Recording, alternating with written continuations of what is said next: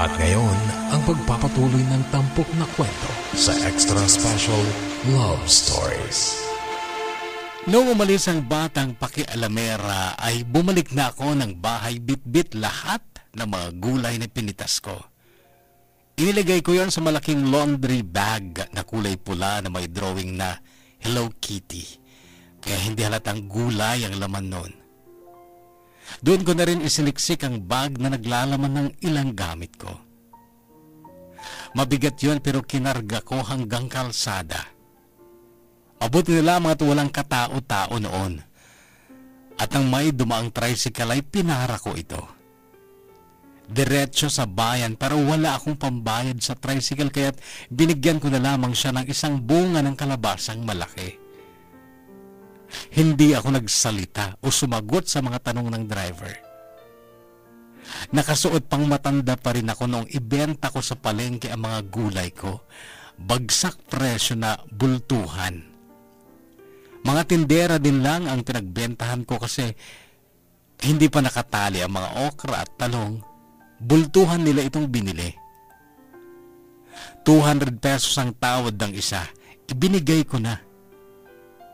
Naghanap lang ako ng kubling lugar kung saan ko tatanggalin ang panglabas kong kasuotang pangmatanda. Sa loob kasi ay naka-skirt at blouse na ako.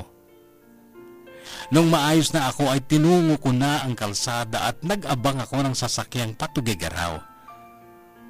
Agad ako sumakay ng may huminto sa harap ko pero bago ako sumakay ng van ay narinig kong may tumawag sa pangalan ko. Boses ng lalaki pero hindi ako lumingon kahit nung nasa loob ako ng van dahil sa takot kong may nakasunod sa akin. Kay lakas ng kabog ng dibdib ko nung nasa sakop na ako ng gataran pa lang, pakiramdam ko talaga kasi ay may humahabol sa akin. Parang may nakakita sa akin. At nang bumaba ako sa tugigaraw ay narinig ko ulit ang boses na tumawag sa pangalan ko. Natakot ako at parang gusto kong tumakbo. Dahil paglingon ko kapuso, nanghina ang mga tuhod ko sa lalaking nakita ko. Mabilis siyang lumapit sa akin mula sa nakabukas na kotse at ang bungad niya sa akin. Sabi ko na nga ba, ikaw yan Melanie. Ikaw nga. Anong kailangan mo sa akin? Parang maiiyak kong tanong. Noon kapuso, ay parang gusto ko siyang takasan. Yun ang gusto kong gawin, ang takasan siya. Gusto kong tumakbo ng mabilis hanggang sa wala na siya. Karon na pa ako ang mga tingin ko sa mga mata niya at nakita ko ang kasabikang makausap ako. At ang sagot niya sa akin, ikaw Melanie, ikaw ang kailangan ko. Gaya ng dati,